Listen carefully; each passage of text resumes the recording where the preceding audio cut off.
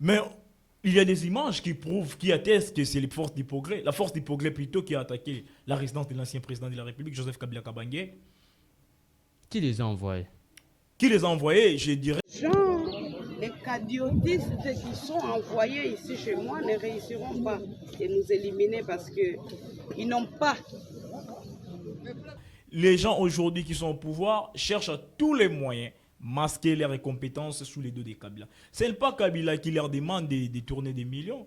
Ce n'est pas Kabila qui a Mais c'est Kabila appelé. qui envoie les M23. Non, il faut être clair dans ces sujets. C'est Kabila qui a mis terme à cette aventure et mésaventures d'une force née de la manipulation rwandaise qu'on appelle les M23. En À 2013, l'époque de Kabila, il y avait la paix à l'Est. il y a eu, bon, je ne dirais pas en 100%, je dirais pas en 100%, mais les mésaventures de cette force née de la manipulation rwandaise a été déjà défiée et aussi son nom a été déjà effacé dans l'arsenal politique et aussi social de notre pays. Ce sont les dignitaires de ces régimes qui ont appelé les M23 ici à Kinshasa. Ce n'est pas moi qui dis ça, c'est le président de la République qui a affirmé lors d'un briefing avec M.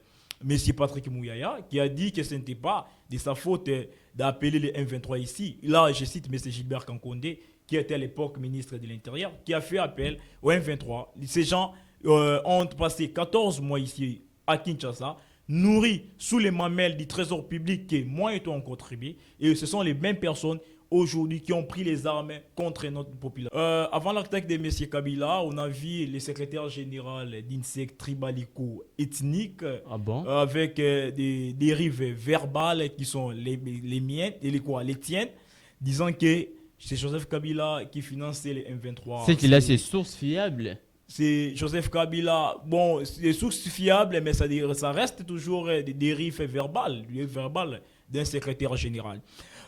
Pour aujourd'hui, cette attaque est d'abord inacceptable parce que la fameuse attaque peut constituer des conséquences incalculables et puis néfastes qui pouvaient d'être côté et aussi tarabiscoter les vivre ensemble dans la ville-province de Kinshasa.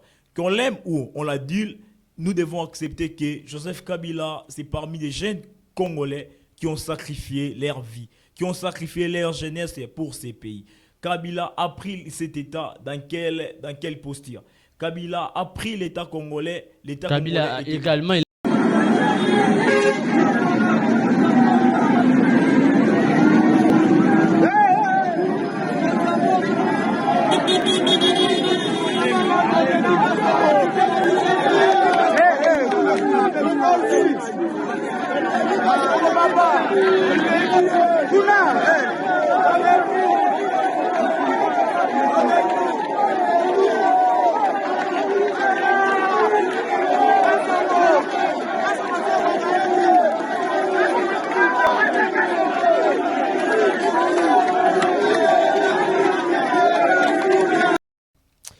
Messieurs et dames, chers fidèles téléspectateurs, bienvenue dans cette édition spéciale.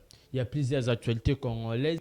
Voilà, nous sommes là devant vous. Je suis avec un analyste politique indépendant, Carlos Tambou. Nous allons décortiquer l'actualité politique congolaise. L'actualité est basée sur l'attaque de Maman Olive Lembe, qui est l'ex-première dame. Elle était attaquée à Kinshasa. Qui a attaqué qui a envoyé qui? Et on cherche la tête de qui? Ce sont des questions à se poser.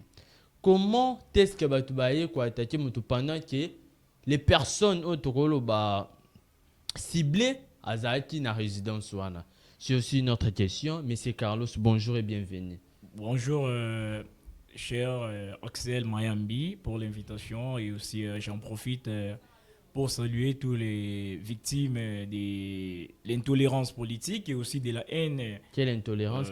Qu'est-ce qui s'est passé? Je parle de l'intolérance politique. Là, déjà, je vois Monsieur Mike Mokebayi, je vois Monsieur Jean-Marc Aboun, tous des politiques des circuits dans notre pays, mais victimes de l'intolérance politique. Aujourd'hui, les deux se trouvent dans la prison de Makala. Très bien. Avant de parler sur ces rebondissements de l'attaque de GLM, j'aimerais un peu nous puissions parler d'abord de ce qui était l'explosion célébration de Mike Kalamba qui s'est tenu au stade de Martyrs ce 27 juillet 2024 au stade de la Pentecôte où plusieurs personnes ont succombé.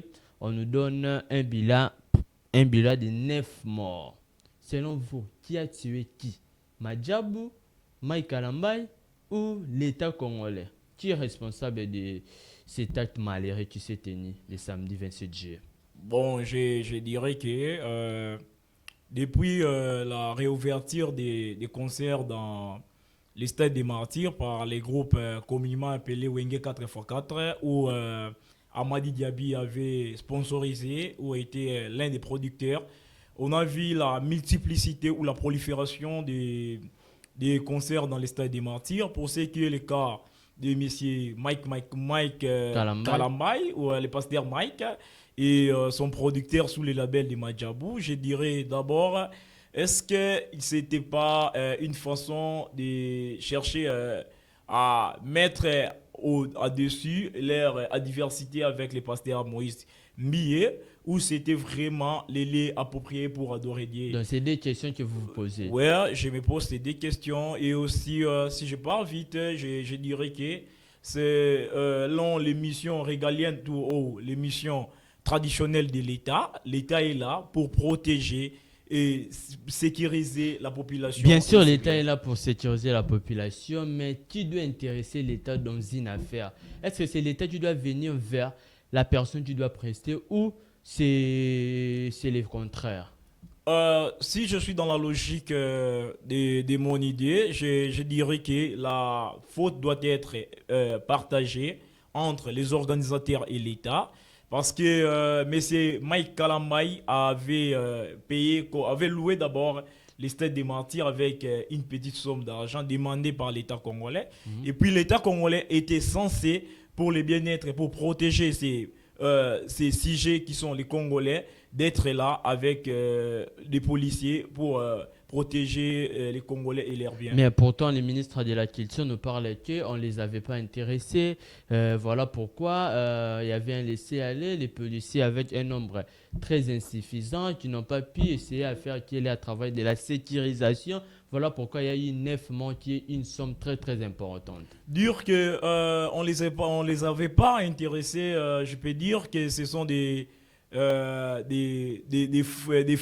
faux fuyants politiques, je peux dire, parce que l'État est là pour suivre à la lettre tout ce qui se passe à l'État. Très et bien. aussi le ministre de la Culture, c'est un ministère titel de là où c'est quoi, c'est base plus la carrière musique, musicale oui. des Des pasteur artistes. Mike Kalambay. Je ne crois pas que Mike Kalambay peut se produire au stade des Martyrs sans intéresser Les son ministères. ministère tutelle et aussi les autorités congolaises. Par là, j'en profite aussi pour présenter mes condoléances patriotiques à toutes les familles victimes, que Dieu seul console les cœurs brisés. Mais sur la question de la suspension provisoire des événements non sportifs au stade de Martyrs, pendant qu'on a les concerts de Fally Ipupa qui est un double concert, ce qui est sûr, Fally Ipupa a déjà pris l'argent du producteur. On a également le festival Festigo là, qui va réunir plusieurs artistes de différentes nations de l'Afrique, de Europe, on peut dire Asie, etc., qui a déjà donné les cachets financiers à chaque artiste et du coup annulé ces genres des événements. Est-ce que les artistes ne seront pas perdants? Qu'est-ce que l'État prévoit pour ces genres de cas? Les autorités congolaises doivent éviter ce qu'on appelle des décisions émotionnelles et puis émotives. Par rapport à quoi? Au lieu de chercher à interdire que les gens ne se produisent plus momentanément Ils devaient au prendre stade des mesures. des Martyrs, ils devaient d'abord prendre des mesures. Parce que j'avais suivi dans les réseaux sociaux notre ministre, le VPM chargé de l'Intérieur, Jasmin Chaban. qui avait dit qu'on suspend là jusqu'à ce qu'on va mettre en place des mécanismes sécuritaires pouvant protéger tous les Congolais. Donc, à quand aussi on se demande, à quand la sauvegarde ou l'arrêté des tueries à l'est de la RDC? Ce n'est pas dit que ceux qui sont décédés ici à Kinshasa, leur vie coûte plus cher que ceux qui meurent chaque jour à l'est du pays. Très bien, M. Carlos. On a que 15 minutes pour cet entretien. Nous prenons un deuxième point. Lundi, Il y a eu la ville de Kinshasa était paralysée, pas de transport, les transporteurs ont grévé. Il décrit ce qui est la chose dont ils sont victimes. Ils sont au sol, on peut dire, des roulages, des agents routiers qui sont censés de mettre de l'ordre, mais pourtant, ils sont contre eux. Ils veulent qu'ils ne puissent même pas brandir des documents authentiques. Ils veulent juste qu'ils puissent donner l'argent. Ils ont de créer cet mauvais acte. Quelle est votre lecture par rapport à ça? Jean-Pierre Bemba gère déjà bien les transports ou il y a déjà un chaos qui est prémédité?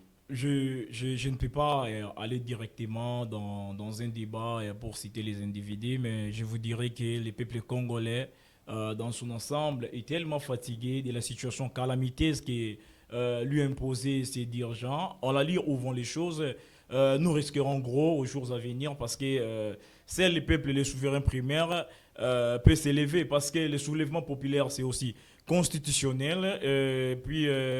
Nous sommes tous victimes de cela depuis plusieurs années de cette injustice sociale. Très bien. Juste une minute, vous pouvez parler de la gestion de Madame Judith Tuluka. Près de 120 jours. Vous avez déjà vu quelque chose de concret juste là, Madame Judith Tuluka? Est-ce qu'elle a déjà fait quelque chose ou ça vous a épaté, dire que non, elle fait quelque chose et à l'avenir est compromettante? Bon, elle a fait beaucoup de choses. Elle a fait beaucoup de choses, Ah si bon? je pense, beaucoup de choses. Elle avait voyagé à Bukavu. Elle a fait ses tours touristiques. Aujourd'hui, elle fait plusieurs ateliers, plusieurs conclaves avec ses membres des gouvernements pour leur expliquer quel rôle elle peut jouer au sein des gouvernements. C'est ce C'est qu'elle a ça fait. pour vous les actions? Bon, c'est les actions qu'elle a fait, mais jusqu'à aujourd'hui, les Congolais atteignent toujours des actions concrètes. Les Congolais atteignent toujours une solution idoine à la cherté de la vie. Est-ce que nous devons attendre quelque chose de lui? Il faut attendre. Les peuples continuent toujours à attendre. Vous êtes optimiste? Je suis optimiste dans la lire où on nous avait déjà dit de consolider les acquis. Il faut attendre à consolider une dérive territoriale. Il faut attendre à consolider la précarité de la vie sociale. Il faut attendre à consolider aussi l'injustice sociale. Très bien. Daniel Bumba, à la tête de la ville province de Kinshasa. Quelle est la chose que Daniel Bumba peut faire? Parce que dans ces cas-là, je lance le message à Daniel Bumba. Des triangles à l'université de Kinshasa, il n'y a pas la route. Mboulezo Banda, la saison pluviale arrive. Je reviens vers vous, Daniel Bumba. Bon, je dirais que aujourd'hui, ça fait mal de digérer hier les chantres de la démocratie, les chantres de l'état des droits, parce que Kinshasa est la capitale de notre pays et aussi le miroir de notre pays, l'une des plus grandes villes d'Afrique et aussi du monde. Mais ça fait du mal parce que les canaux tombent de partout. Il y a de l'insécurité partout. Demain, tu verras les Koulouna. Demain, tu verras les problèmes de transport. On ne sait pas qu'est-ce qu'on doit faire. On ne sait pas là où nous irons. Nous sommes en train de partir. On ne sait plus qui confier notre destin.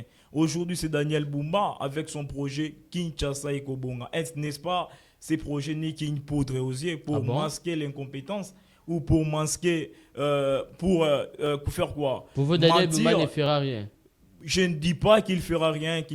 Il a 5 ans, mais les indicateurs montrent déjà que son programme et sa façon de gouverner, aujourd'hui, ils ont délogé même les bâtiments administratifs des gouvernorats dans un hôtel luxueux qui paye l'hôtel. Non, elle a dit que l'hôtel, la ville, l'hôtel de ville est dans un état, on peut dire, calamiteuse ou folklorique même, puisque l'ancien gouverneur a laissé dans un état très sale, on peut dire. Voilà pourquoi il ne peut pas travailler là avant qu'il puisse réhabiliter. Dans un état très sale, oui, mais comment est-ce qu'un Ngobi a travaillé là? Comment est-ce que qui est avec Koko Moulumba travaille là?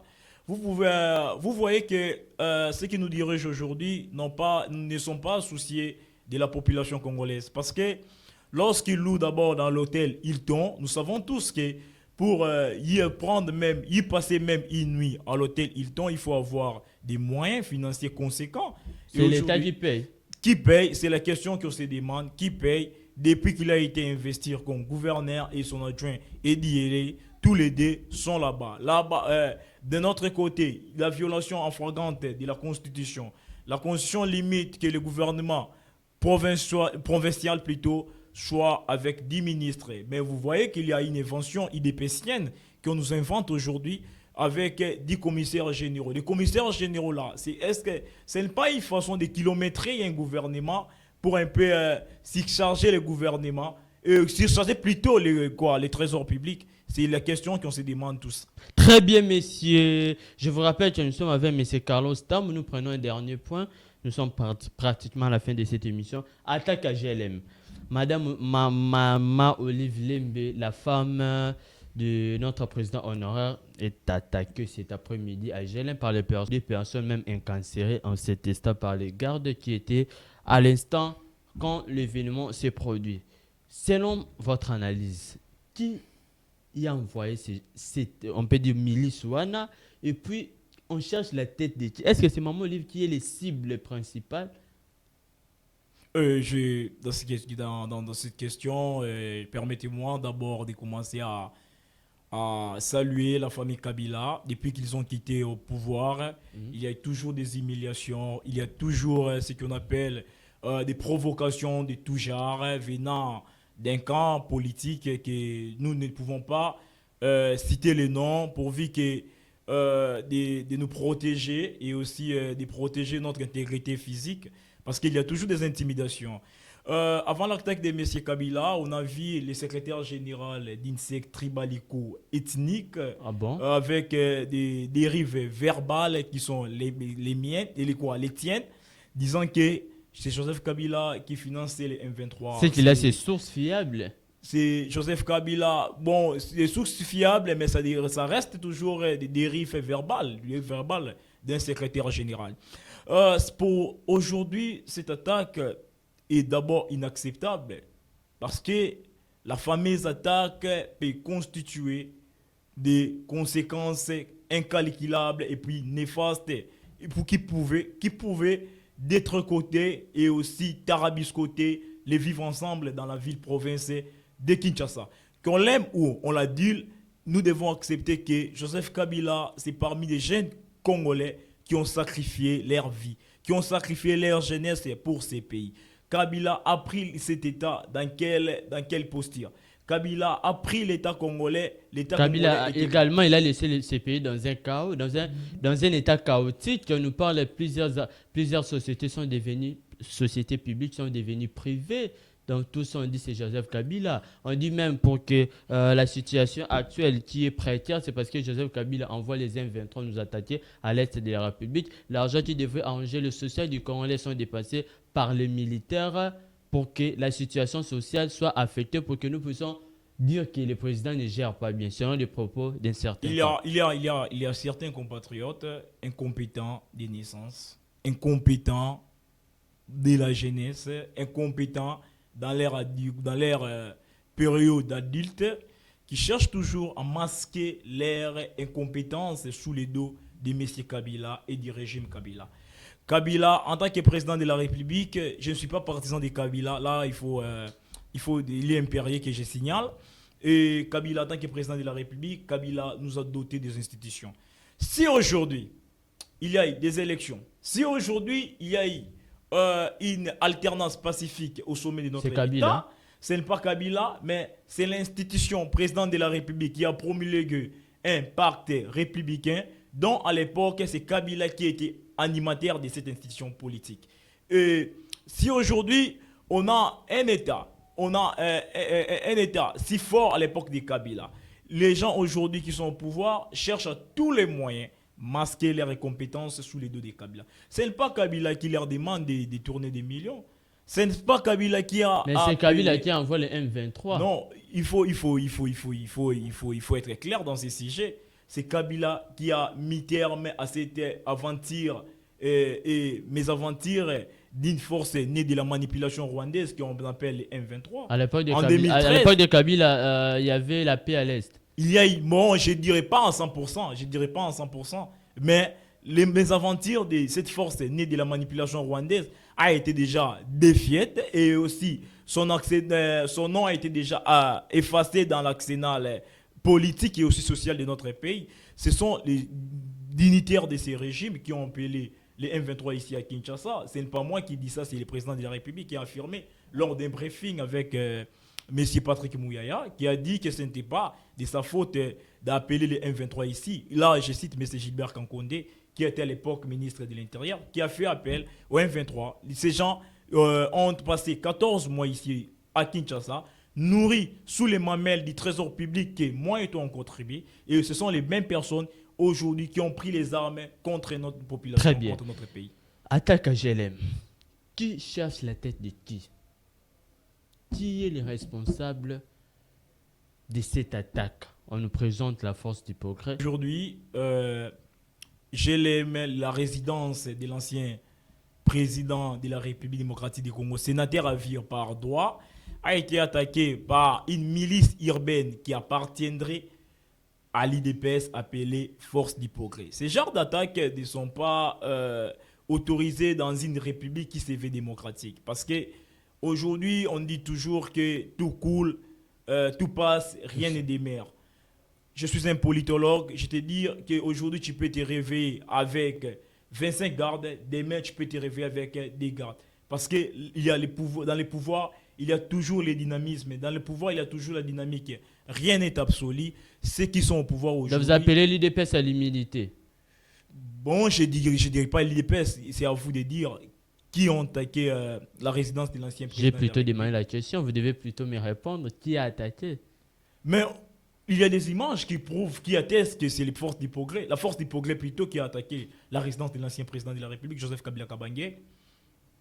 Qui les a envoyés? Qui les a envoyés? Je dirais les ennemis du Congo, les ennemis de la paix, les ennemis... Actuellement, les seuls ennemis du Congo qui est connu d'une manière directe, c'est le Rwanda et les M23 Non, et Corneille Nangaa. il faut faire attention. Il faut faire attention. Le Congo a les ennemis intérieurs et extérieurs. Très bien. Nos ennemis Dans cette extérieurs... attaque, ce sont les ennemis intérieurs. Nos ennemis extérieurs aujourd'hui, ce sont Kagame, Museveni et l'Air Force appelée M23 et Alliance du Fleuve Congo. Corneille Nangaa. Nos ennemis Intérieurs. ce sont ceux qui n'aiment pas la cohésion nationale. Ceux qui sont là pour vous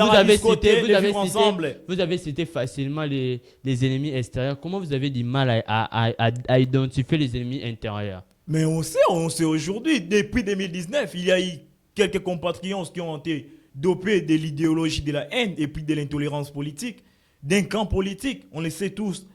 Très bien, M. Carlos, nous sommes pratiquement à la fin de cette émission. Un dernier mot. Vous avez les derniers boas à éventrer. Bon, un dernier mot, je dirais que ceux qui pensent que le Congo leur appartient, non, ils doivent se détromper parce que le Congo appartient à nous tous. Chaque citoyen a le droit de vivre là où il se sent capable. Maman Olive doit être à l'aise. Maman Olive, Joseph Kabila, Jeunesse Kabila, Zoé Kabila doit être vivre dans leur pays en tant qu'un citoyen. Et puis l'État congolais a la responsabilité de les protéger. Très bien. Messieurs et dames, nous sommes pratiquement à la fin de cette émission. On est avec Carlos Tambo, analyste politique. Il a dit ce qu'il devrait dire par rapport à l'actualité politique de l'ère. Je voulais juste lancer un message par rapport aux événements de Mike Kalambaye. Le VPM de l'Intérieur a dit lancer un message. Il a dit qu'ils ont lancé des enquêtes pour identifier les vrais auteurs. Pendant qu'actuellement, certaines personnes, certains organisateurs, organisateurs d'Expo Célébration, il y a Mike Kalambaye parrainé par Madjabou. Mais ce genre de film est là total là. Film autour les samedi, dimanche lundi là total film oyo toyebi nini ici là. Fali pour 11 personnes ba kufara total film wana na CD. To souka na souka to monara nini ici là. Actuellement aussi to moni film on bandé ba projecteur na image. On verra la suite. Qu'est-ce qui sera la suite? Mais nous espérons à une suite concrète. On se retrouve très prochainement.